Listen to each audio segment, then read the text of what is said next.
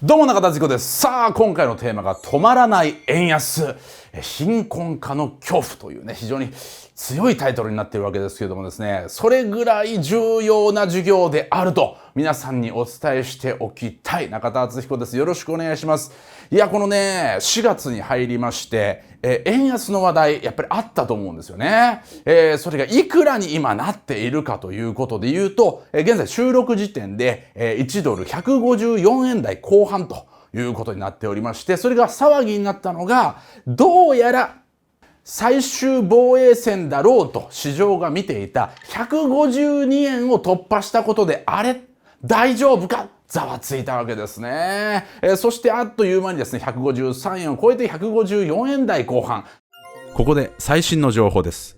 日銀は4月26日の金融政策決定会合で、政策金利を現行の0から 0.1% 程度で据え置くことを決めました。つまり、円安対策の利上げをしないという発表です。市場はこれを受けて、日銀が動かないと判断し、外国為替市場では円安が進み、円相場が一時1ドル158円台に下落しました。これは1990年5月以来、約34年ぶりの円安水準です。日銀の介入はあるのかないのかみたいなニュースは聞くけれども、それの意味がわからないんですよね。なので今回はその現在ニュースで流れている言葉の意味だけではなく、それの背景、歴史まで含めてまるっとですね、今回の事実が全て頭に入ると、難しい言葉全部柔らかくしたいと思います。その上でですね、この授業は聞くべき授業なんですね。円安、日銀関係ない。いや、関係あるんですよ。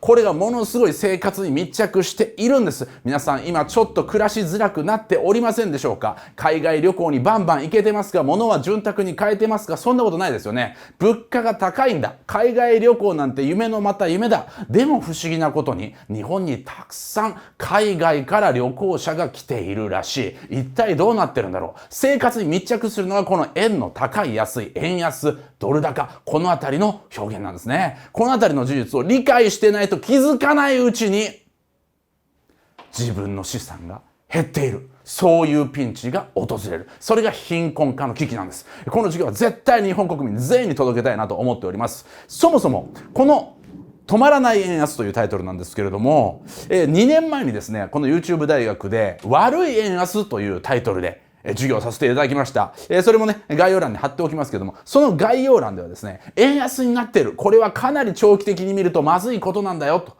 いうことで授業をさせていただきました。ですが2年前、その授業では、円はですね、なんと125円。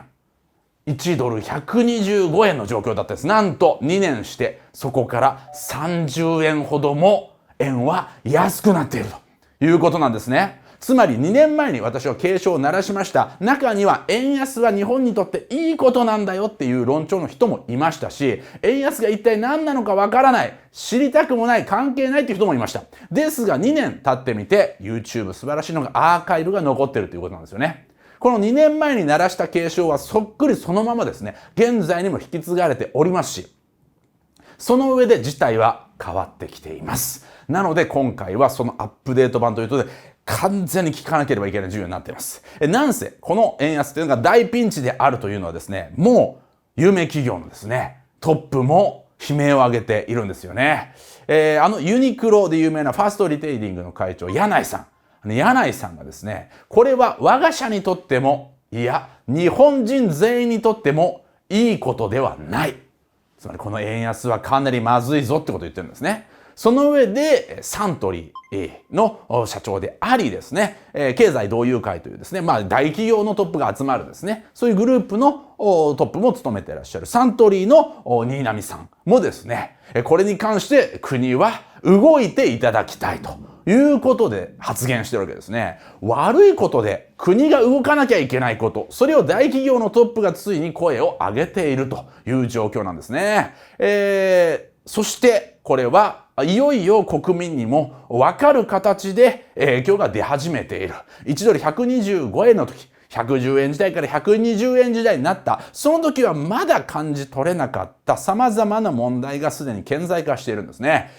その一つが大きい影響として物価高。これですよね。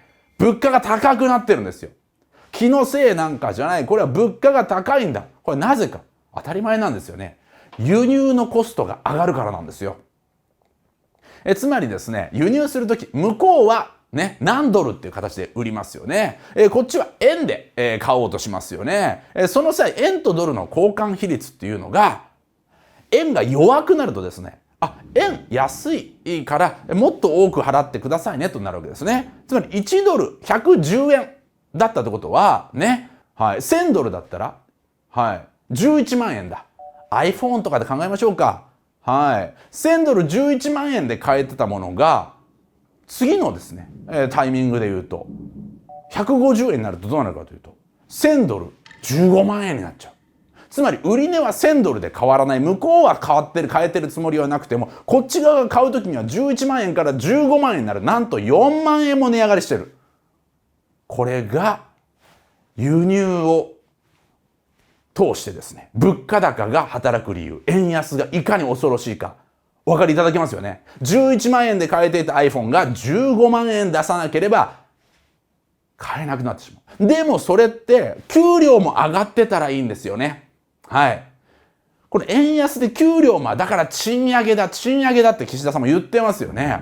ですが賃上げっていうのは4万円余分に払ってもいいじゃないかっていうぐらい上がっているのかで言うとそれはかなり厳しい。もちろん賃上げが何%進みましたっていいニュースも出てるんですけども、それは主に大企業でのニュースだったりするんですよね。日本の大半を占めている中小企業ではそこまでの賃上げというのはなかなか実現に足りていない。つまりこの物価高に対してですね、賃上げが伴っていない。それはそうなんですよ。賃上げと物価高が緩やかにいく状況をインフレというんですけども、これは好景気のことを指すんですね。給料も上がってる。だから高いものが買えるよ。ね、お店も高く売っても買ってくれるからもうちょっと高くしちゃうかな。これ好景気です。ですがこれはコストプッシュ型の物価高と言われてまして、コストが上がってるから値段が上がってるんで景気が良くなってるわけじゃないっていうことなんですよね。恐ろしいですね。この物価高、輸入であるとか、例えば輸入品じゃなくても国産なんだよって言っても材料とか部品が輸入の場合っていうのはやっぱり値段が上がりますよね。つまりほとんどの商品で純国産っていうもの以外はですね、価格に影響を受けるってことなんですよ。そして日本はほとんどの商品をですね、輸入とかそういうものに頼っておりますから、ほとんどあらゆる商品が物価高、価格が上昇しているという状況になります。さらに円が安くなるということは、先ほども言ったようにですね、海外旅行なんかに行きづらくなってるわけですよね。はい。海外旅行行ってみた。ハワイに行きました。アメリカ行きました。東南アジア行きました。あれって思うんですよね。普通のランチを食べてなんで5000円も払わなければいけないのか。そういったことがあるわけですよ。これで4000円 ?5000 円ちょっとしたランチ、朝食、取ってるだけでなんでこんなに円が安くなっているんです。じゃあなんで銀座に、浅草に大量に外国の人が来ているのか。それは逆だからです。こんなにいっぱい食べて、これだけ、言ったら体感で言うと、ね、2000円分ぐらいのランチを食べて、1000円でいいの？こんなことですよね。だったら行こうじゃないか。だったら行こうじゃないか。いっぱいお土産買おうじゃないかっていうことで、外国の方が大挙して銀座に訪れてる。これも円安の影響なんですよね。でもこの円安の影響、海外旅行行かなければいいもんね。そう思ってる方もいるかもしれませんけど、そんなことはないんですよね。海外の方に合わせて、ホテル、宿泊先、旅館、そういうのは値上げしていかないとやっていけないわけですよ。で、海外の方からすると、円で値上げしても払えるんですよね。全然それ普通だよ、払えるよ、なんていうわけですよ。1.5 倍に値上げした、全然いいよ、払えるよ、なんて言うんです。海外向けにホテルや旅館が値上げをした。そうなるとどうなるのか。日本人が国内旅行もできなくなるんですよ。日本人はどうしなきゃいけないのか。いいものを買おうと思ったら高くて買えないから安いものを買おう。国内も旅行できない、海外も旅行できないから家にいよう。これってどういう状況か。これ相対的に貧しくなってるんです。日本の国民が一気に全体的に貧しくなっている。それが円安の恐怖なんです。ですから円が急ピッチで安くなっているっていうことに対して国民はもっとアンテナを立てなきゃいけないんです。今皆さんの資産の価値が目減りしている。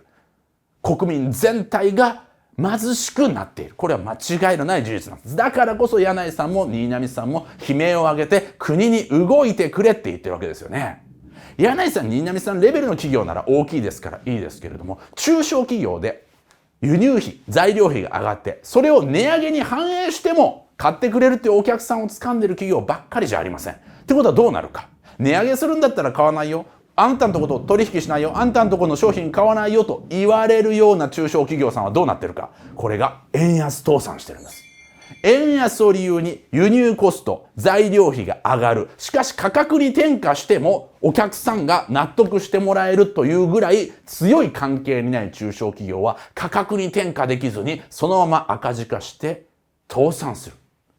さあ国民は物価高で商品が買えなくなっている。旅行に行けなくなっている。中小企業は倒産している。大変な問題の中、大企業のトップたちも声を上げた。国を動いてくれ。だからこそ国は今介入するかどうかっていうことが言われてるんですよね。そう、これは国家の仕事なんですよ。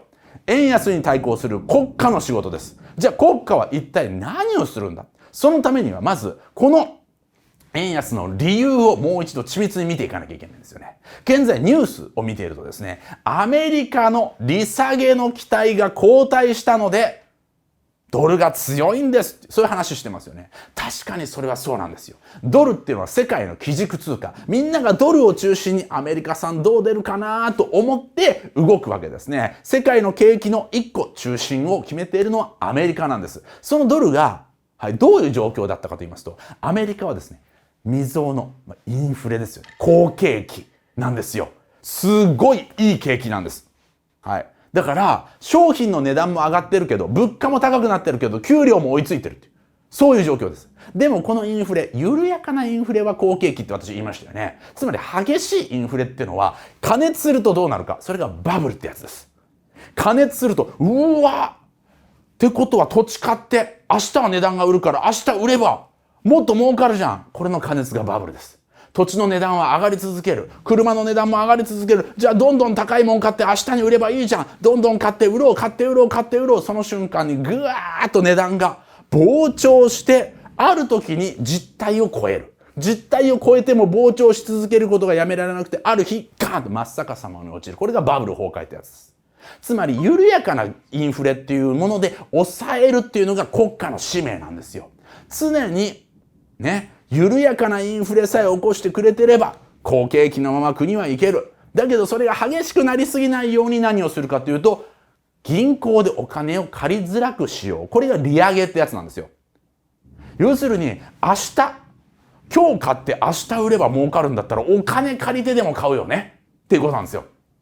この土地明日は10万円で買っても20万円で売れる。1000万で買っても2000万で売れるんだったら、1000万円持ってなくても1000万借りて明日で2000万売って、そして1000万返せばいいじゃないですか。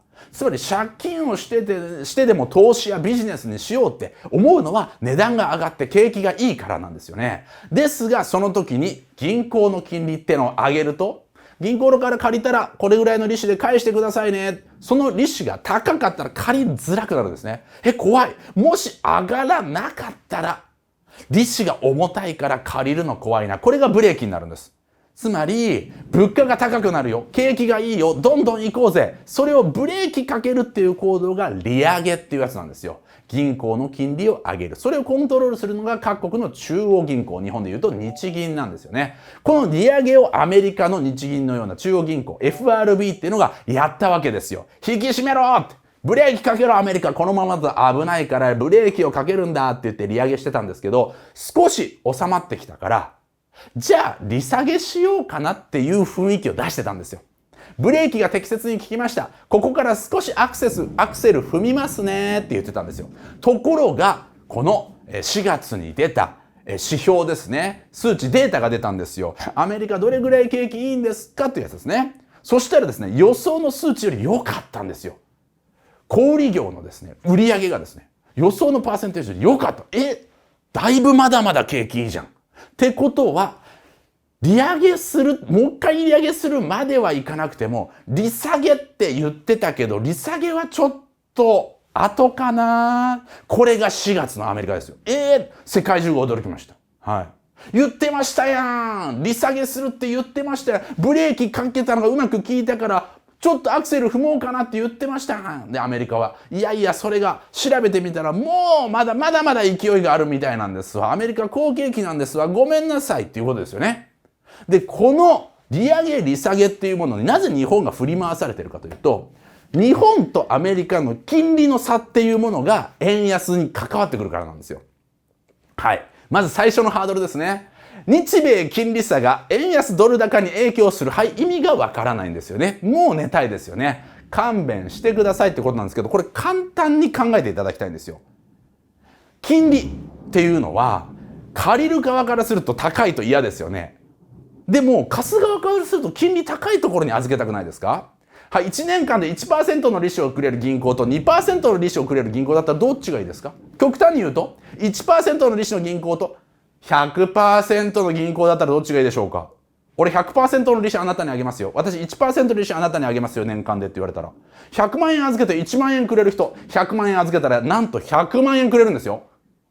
絶対金利が高い方に預けたいですよね。はい、シンプルな話。アメリカの金利は高いんです。日本の金利は安いんです。一体、ドルと円どっちを持ちたいでしょうかってことです。はい。ドルで持ってた場合、金利が高い。はい。増えそうですよね。アメリカの銀行に置いたら増えそうですよね。日本の銀行に置いて増えてた試しがあるでしょうか？超低金利時代に育った我々からすると、日本の銀行に置いていて増えるという、そういう期待感はもはやない。はい。なので、この金利差が広がれば広がるほど、ドル欲しいな、アメリカに預けようってなる。経済っていうのは人気の高いものほど高いですよね。はい。人気のタレントさん呼ぼうって言ってね。じゃあ100万円です。うわ、高い。人気のないタレントさん呼ぼう。5万円です。呼ぼう。ね、そういうことがあるかもしれないね。スーパースターのステージフィーと、ね、報酬と、そうじゃない人の報酬っていうのは人気がある方が高いですよね。はい。なので、円、ドルという2つの通貨で見た場合、金利が高い方にみんなが預けようとするので、金利が高い方の値段が上がります。はい。それがドル高、円安ってやつですね。円は人気がないんです。それは金利が低いからってことですよね。貸したい人にとって人気が低いから円が安くなる。これはそういうポイントです。つまりアメリカが利下げしてくれたら金利が少し下がるので、ドルの預けたいという人気が下がるので、円高、ドル安の方向に触れる。これがポイントですよね。はい。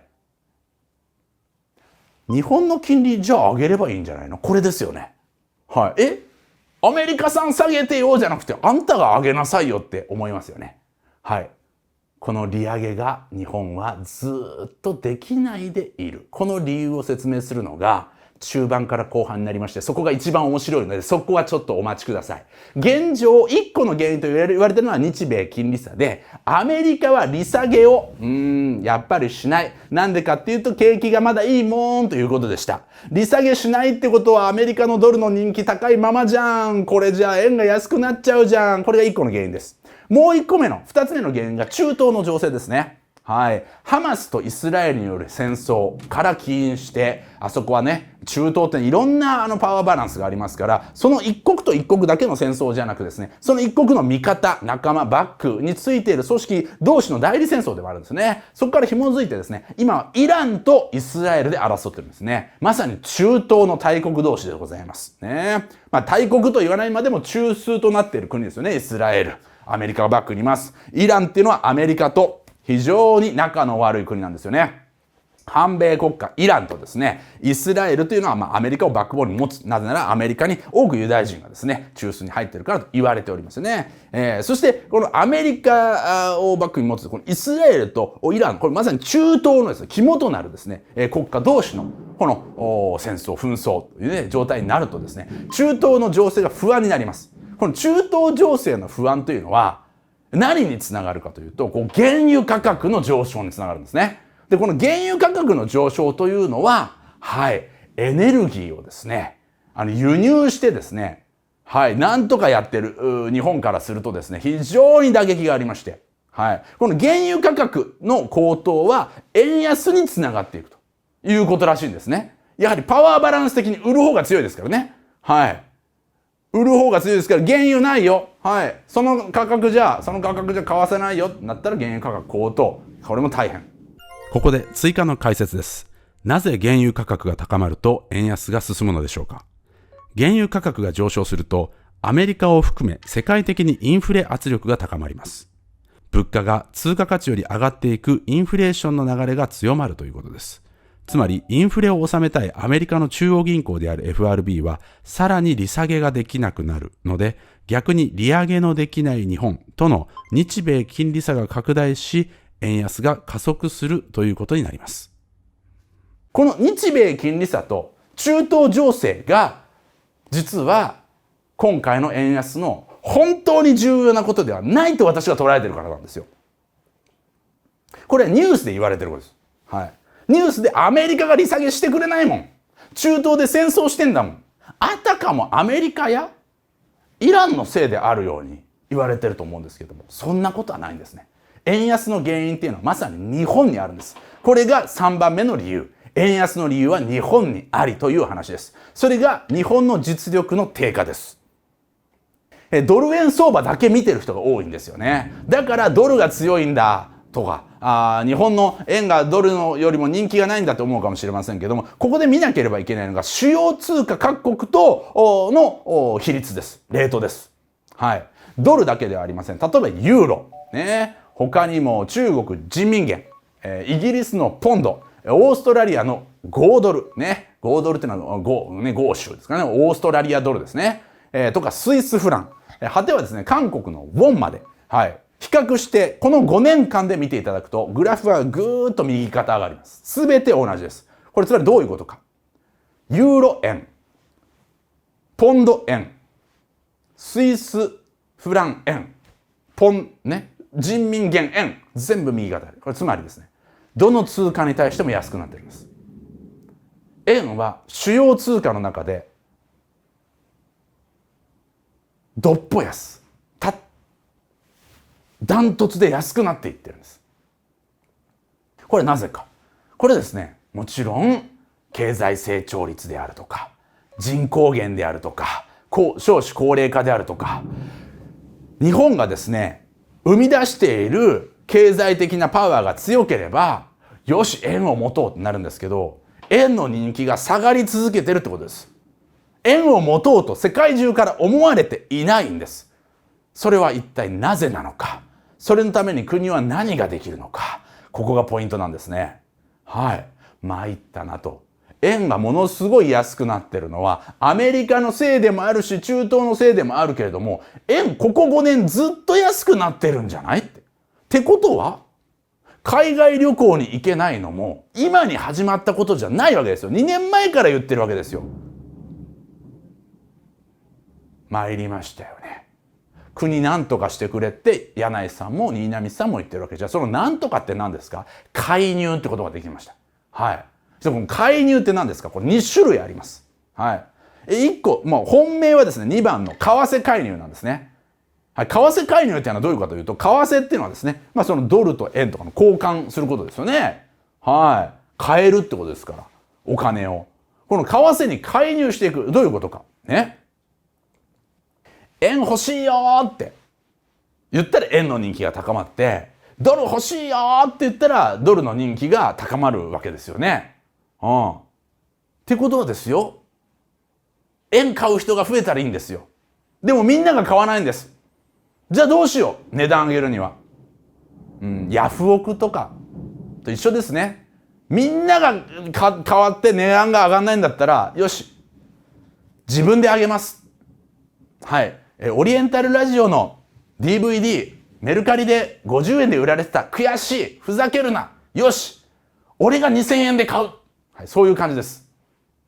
つまり日本自身が円を買うってことです。そのことによって市場の価格を上げる。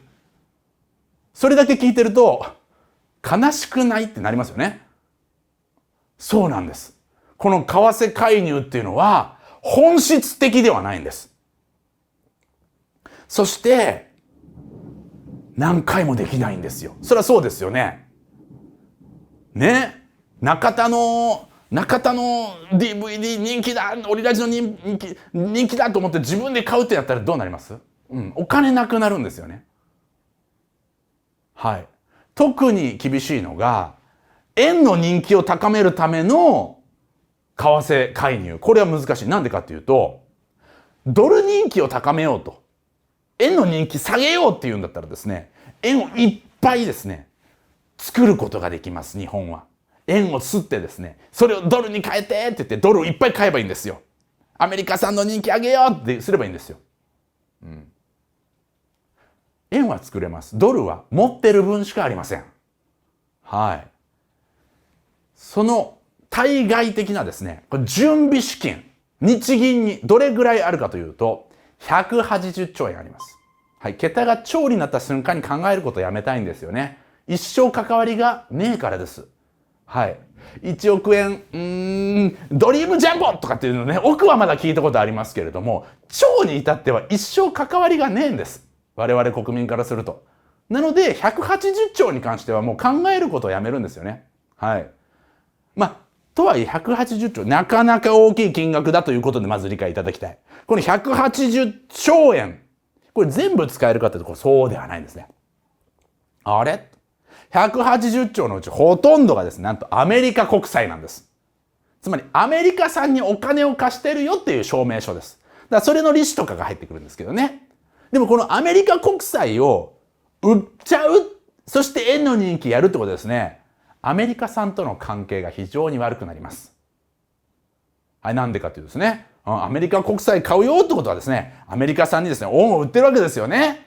いや、お金貸しますから、ね、誰が誰に貸しとんのかわかりませんけれども、アメリカっていうものに対してですね、国債。でもこれはですね、信用があるし、利子もあるしってなったらいいわけですから、別に悪いことじゃないんですよ。ただ、アメリカ産の国債を売って、ドル円のですね、レートを操作するってよっぽどアメリカ嫌がりますよ、これ。なのでアメリカ国債はおいそれと売れないらしいんですよ。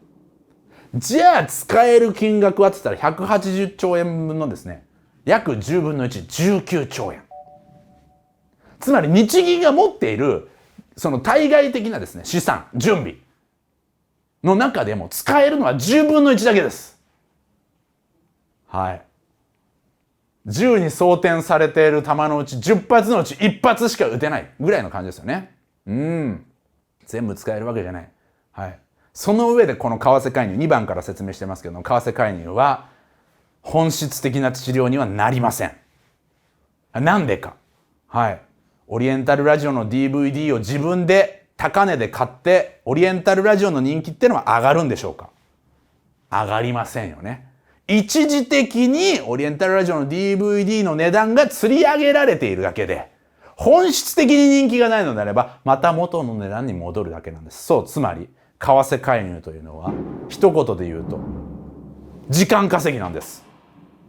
これがあらわになったのは2年前。そう、私が悪い円安という授業をやった2022年の4月から半年後の9月、10月、このあたり、集中的に為替介入、巨額のが行われました。その金額、なんと累計9兆円。9兆円使ったんですよ。その時使える金額の約半分ぐらいを使ってですね、ドンドンドンと打ちました。その結果、バーンとドル高が下がりまして、円安が、治りまして、円高方向に触れまして、ああ、よかった。ところが、その2022年、巨額の為替介入から1年で元の値に戻ったんですよ。そしてその2年後、2024年、現在154年台まで来てるってことなんですね。つまり、焼け石に水。稼げて1年。そういうことです。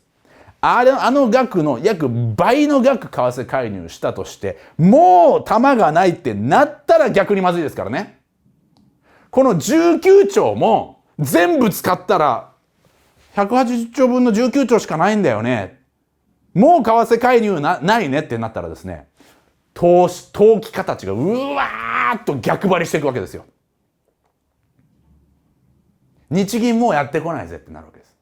もう弾が空だぜってなった刑事のところに犯人が襲いかかるように、刑事は弾があるぞっていうふりをずっとし続けなきゃいけないですから、前段を使うことはないです。もう一発撃つぞ、これが抑止力になってる。つまり19兆のうち全てを使えるわけでもないってことです。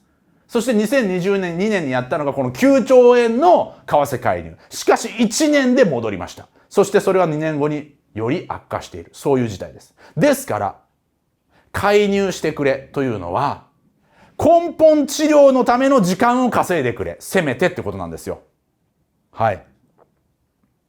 そしてその根本治療というのは、先ほど言った利上げになってくるわけです。はい。ですが、この為替介入、1個前の口先介入って何ですか？この説明まだでしたよね。これは、銃に弾があるんだからなという、言ったらですね、牽制です。はい。撃つよです。為替介入が発砲だとしたら、撃つよが口先介入です。はい。この為替介入っていうのは、財務省、財務官とか財務大臣の権限によってですね、日銀が代理で行うという形になるので、神田財務官とかですね、鈴木財務大臣とかはですね、時々なんかインタビューに答えてます。最近の、急速な、円の値下がりに関しては、万全の体制であらゆる手段を講じたいと思います。これどういうことかというと、これ以上下がったらやっちゃうよ介入っていうことで、投機家たちをですね、投機家って何ですかというとですね、その為替の落差で儲かりたいっていうですね、その為替によって儲かりたいっていう、そういうプレイヤーたちのことですね。これも世界中に大量にいるわけですから。だからですね、もう絶対これさえやってれば儲かるじゃんっていうことになってたら、うわーってそっちに流れちゃうので、逆行くよ。侮らないでねっていうことですよね。この口先介入。この152円の手前あたりではですね、断固たる措置を持ってっていう言葉も使われたんで、断固たるってことはいよいよ打つかな。でも突破しそうになったらですね、万全の体制で、あれっていうね、弱くなったとかですね、この口先も度合いがありますので、絶対打つぞっていうのと、打つかもしんないよっていうのは違いますからね。でも打つかもしんないよは、どれぐらい効果があるかというと、あまりないわけです。はい。もう口先介入はかなりしてます。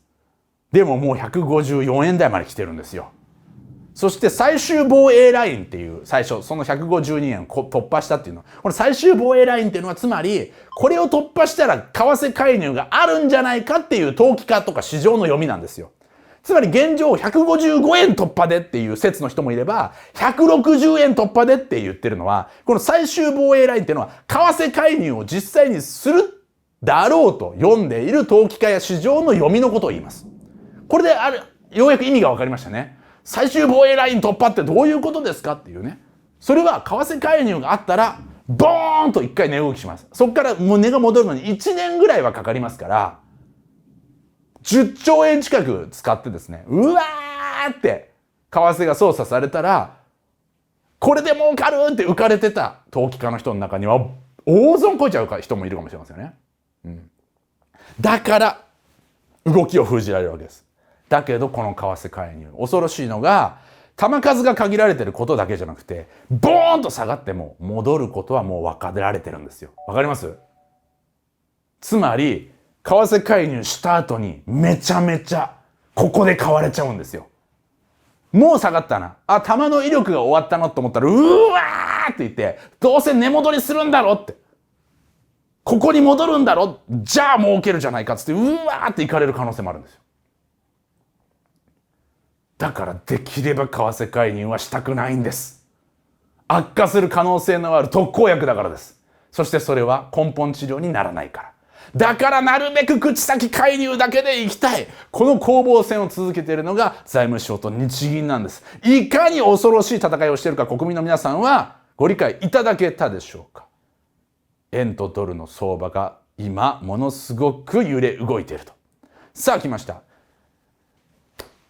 今までの説明で分かったことは、アメリカの状況がですとか、中東の状況がではなく、根本的に日本の状況というのが、円安に進むという状況になっている。その上でその円安進行が進むと、国民の生活は間違いなく貧しくなる。輸入品は買えない。輸入品どころか輸入品を部品や材料に使っている国産品も買えない。で、海外旅行にも行けない。国内の宿泊代も払えないということで、旅行にも行けない、物も買えないという日本人が爆誕するという話でございます。その貧困化を食い止めるには円の価値の毀損、つまり円が価値がなくなっていくのを何とか食い止めなければいけない。しかしそれをやるということで、今期待されている為替介入は時間稼ぎに過ぎない。ここまでご理解いただけましたでしょうか。円の価値が安くなりすぎると日本人は貧しくなり、海外にも行けない。それを止めるための根本治療に為替介入はならないし、実弾は限られている。はい、ここまでわかりました。じゃあ根本治療の話に行きましょう。利上げでございます。そう。日銀はもうこのやめる日本を根本治療するしかないというところまでついに来ておりました。そしてその根本治療というのは利上げでございます。利上げというのは日本の金利を上げること。日本の金利、それは日銀の金利であり、それは連動して、民間の銀行の金利にもつながります。つまり民間の銀行に預けてもお金が全然利子もらえないよねという状況から、預けたらそこそこ利子もらえるじゃんという状況に変える。そのことによってドルばっかりじゃなくて円も持とうかなという風な世界的な動きも高まり、円の人気が高まり、その上で円高になっていくという、これをやればいいんじゃないですかということなんですが、これをできない背景についてご説明します。そうです。根本治療がものすごくしづらいのが現在の、患者こと日本です。はい。それが何なのか。しかし希望の光と言いますかですね。はい。治療をしようと思いますというお医者さんには変わってるんです。それが日銀の総裁の変化でした。この10年間、円を安くするという主治医がついていたのが今の日銀でした。はい。それが黒田総裁でしたよね。そこから植田総裁に変わりました。この植田総裁は黒田さんの手法を劇的には変えない。今いきなり利上げをするっていうことはいかないけども、少なくともマイナス金利は解除すると。つまりですね、円安にグーって行くように言ってた作戦自体は止める。はい、逆に行く薬は処方しない。だから治療はまだだ。これが現在の状況です。円が安くなればいいって思ってたんです。ここ10年間日本は。はい。円が安くなる方が、何がいいか。円が安くなるというよりはですね、利下げがしたかったんですね。利下げをするとどうなるかというと、銀行からお金が借りやすくなりますから。お金が借りやすくなるってことは景気が良くなるから。そう、この10年間、日本政府は日本の景気を上げるっていうことをですね、目的に金利をずーっとほぼゼロのような状態にしてたわけです。そして2年間でインフレ率 2% に持っていくと豪語したんですよね。あの時2013年、黒田総裁はですね、安倍内閣とともに今までのやり方はぬるいと。ね。異次元の金融緩和。びっくりするぐらい利下げをすることによって、びっくりするぐらい貢献益にします。これです。びっくりするぐらい利下げをして、びっくりするぐらい貢献益にするぞ。これが異次元金融緩和です。異次元に金融は緩和しました。ですが、異次元に好景気になったんでしょうか。この10年は、とてつもなく重たいものを我々に残しました。それが何か。そう、それこそが利下げできない根本的な要因。国債です。国債というのは国が発行する借金ですよね。先ほど説明した日本銀行が持っている資産の大半がアメリカ国債であるというようにですね、国債っていうのは買えるんですよね。はい。で、この国債っていうのはですね、面白いですね、金融商品でございまして、その出した時のですね、発行のですね、時の金利。はい。クーポンみたいなもんで、ちょっとですね、1万円をですね、貸してくださいと。1万円で買ってくださいっていうことを言うんですね。1万円くれたら、ね、1万1000円を11回払いしますみたいな感じです。1万1000円を11回で払うと。はい、だ1000円ずつ11ヶ月で返すよみたいな商品ですね。ってことは最終的に満期まで返ればですね、1万1000円になるので得したっていうやつですよね。毎月1000円もらえるみたいな、そういう金融商品。でも言ったらそういう借り方です。はい。コーヒーチケットみたいな感じでありますよね。バスのチケットとかね。なんか10回分の料金で11回、コーヒーが飲めますとかってあるじゃないですか。それ10回分のお金を払ってくれば11回お金を返しますっていうのが国債の基本的な考え方なんですよ。はい、このやり方で借金をするということですよね。言ったら返さなきゃいけないわけですから、商品を提供するんじゃなくてお金を返していくわけですから借金なんですよ。はい。さあこの国債日本は今いくらあるのか、はい、覚えやすいですね。1000兆円あります。震えますね。はい。日銀の対外準備資産がですね180兆円でパニックになってたんですけど、桁が一つ多いんでございます。1000兆円、これは対 GDP 比世界1位です。はい。国民の資産が1000分の1になって喜ぶのはですね海外の人ではありません。日本政府なんです。なのでハイパーインフレーションは国家の滅亡を意味しません。国民の貧困化を意味します。おそらく現実的な予想は時間を稼ぎながら少しずつ利上げする、これしかありません。プログレスのお知らせです。プログレスとは学びを実践するコミュニティです。自分の強みがわからない方、強みを伸ばしたい方、強みで活躍したい方、どの段階の方も適切なメンターに出会うことができ、学びを実践するチャンスがあります。それがイノベーションコミュニティプログレスです。中田敦彦の生配信、授業を深掘りした感想や社会情勢の分析を毎日視聴可能。要約記事やアーカイブも充実しています。メンバーとの交流、オフ会やメンターとの出会いが日々誕生。グループ活動も盛んで AI などの最新のテーマについても遊ぶように学べます。たくさんのメンバーとの出会いと学びを安心して楽しんでいただくためにDiscord や独自 SNS を使った治安維持にも力を入れています。独自イベント、中田敦彦が企画、メンバーが出演参加するイベントを定期的に開催。興味のあるものを選んで参加できます。メンバーへのお仕事の依頼をサポートするエージェントサービスも運用中。いかがですか？